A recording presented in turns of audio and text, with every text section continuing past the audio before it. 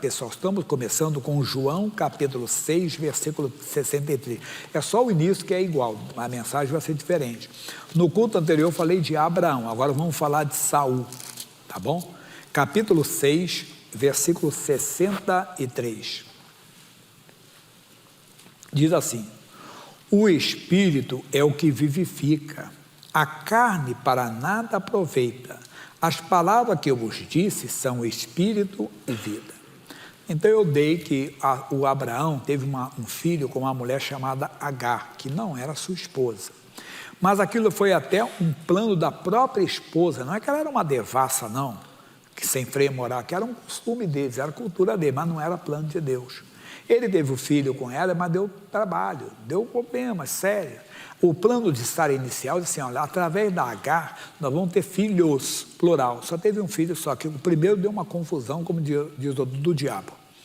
E o Abraão provou muito tempo, vamos dizer assim, o silêncio, não que Deus ficou em silêncio, ele não ouvia a voz de Deus. Deus se mostrou para ele e disse: você saiu da minha presença. Quer dizer, você seguiu a carne. Aí o Paulo fala sobre isso, quando ele mostra de Agar, entenda, que é o plano do homem, que termina por aqui.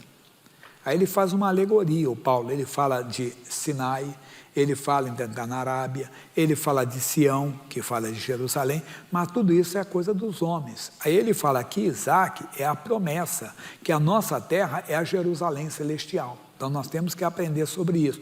As coisas de Deus é que permanecem para sempre. Aí nós vamos ver aqui no primeiro livro de Samuel, capítulo 8, o que? Um desejo humano. 1 Samuel, capítulo 8.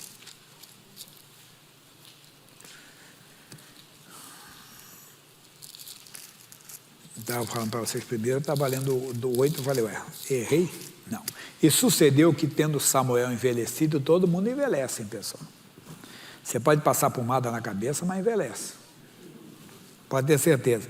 Constituiu a seus filhos por juiz sobre Israel.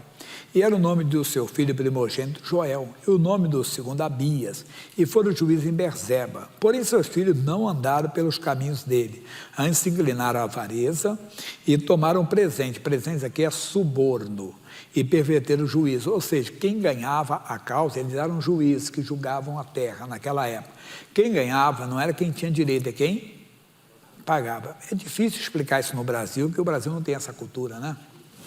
É difícil para explicar isso, o que acontece, o que é isso. Quer dizer, você tem que pagar para adiantar um processo, pagar, sei lá, não dá porque não dá para explicar. É mais ou menos o que eles fizeram. Então todos os anciãos de Israel se congregaram e vieram a Samuel a Ramá e disseram: eis que já estás velho e teus filhos não andam pelos teus caminhos.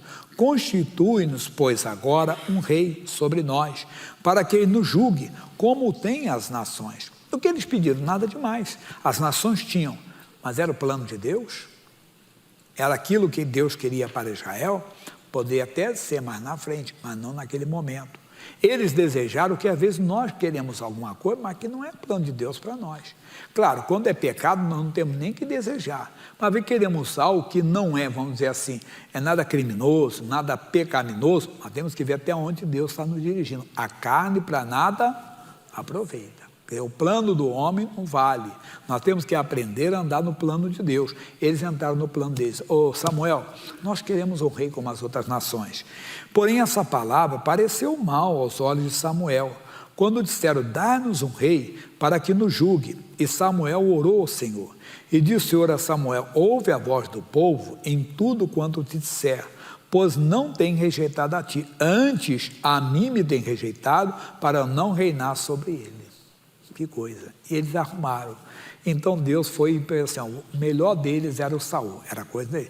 Deus viu o natural, que eles queriam o natural, um homem de boa estatura, entenda? E esse homem era até um homem simples e tudo, mas depois se corrompeu. No capítulo, vamos pular um pouquinho aqui, né? Capítulo 13, versículo 8. Esperou 7 dias até o tempo que Samuel determinara. Não vindo, porém, Samuel a Gilgal, o povo se espalhava dele. Então disse Samuel: trazei-me aqui um holocausto e ofertas pacíficas, e ofereceu o holocausto. E sucedeu que, acabando ele de oferecer o holocausto, eis que Samuel chegou. E Saul lhe saiu ao encontro para o saudar. Então disse Samuel: que fizeste? Disse Saul: porquanto via que o povo se espalhava de mim, e tu não vinha nos dias aprazados, e os filisteus já tinham se ajuntado em Migmais, eu disse: agora descerão os filisteus sobre mim a Gilgal, e ainda a face do Senhor não orei, e forcei-me e ofereci holocausto. Então disse Samuel a Saul: agiste neciamente, loucamente, sem pensar, e não guardaste o mandamento que o Senhor teu Deus te ordenou, porque agora o Senhor teria confirmado o teu reino sobre Israel para sempre.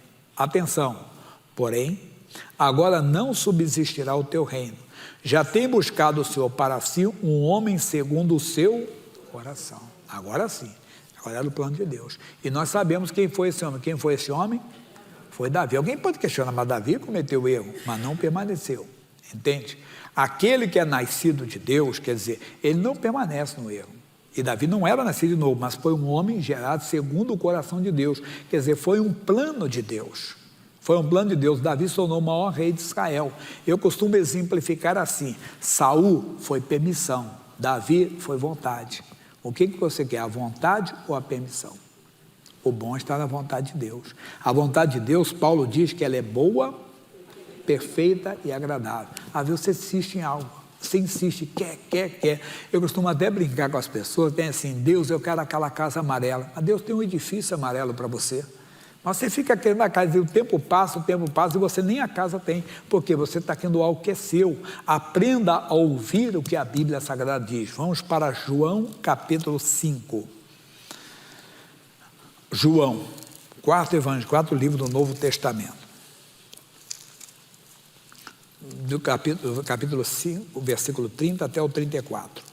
O 30 diz assim: eu não posso de mim mesmo fazer coisa alguma, como ouço assim julgo, e o meu juízo é justo, porque não busco a minha vontade, mas a vontade do Pai que me enviou. Somos nós temos que tomar decisões pela vontade do Pai, não pelas nossas vontades. Se eu testifico de mim mesmo, meu testemunho não é verdadeiro.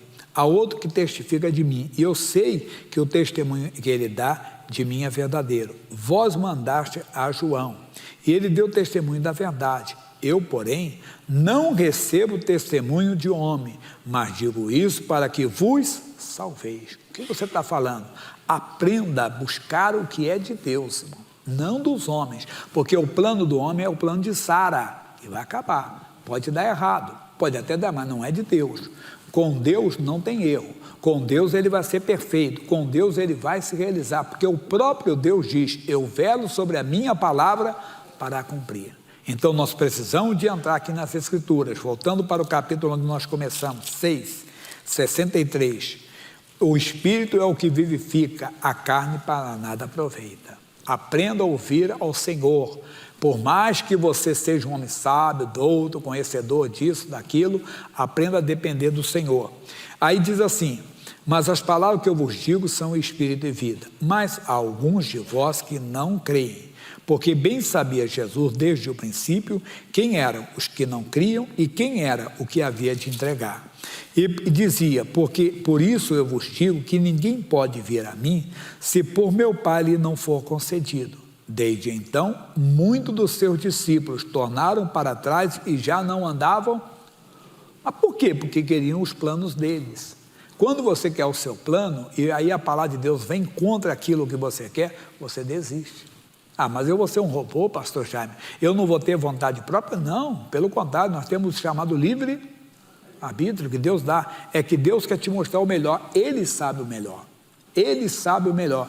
Eu disse no outro culto que é como o pai para uma criança, que sempre sabe qual é o melhor para a criança. A criança não sabe. Se uma criança pequenininha, se deixar 2 anos, ela chega aqui, ela vai se jogar daqui. O pai não vai deixar. O pai segura, não deixa ela fazer aquilo. O pai tem que tomar conta. Nós temos que aprender isso. O nosso pai que é o melhor para nós. Qual é a nossa mensagem então? Cuidado com a carne. Ela às vezes é manhosa, ela quer algo que não é o plano de Deus. Nós temos que aprender a ouvir a voz do Senhor, repito, porque o plano de Deus é bom, perfeito e agradável. Amém?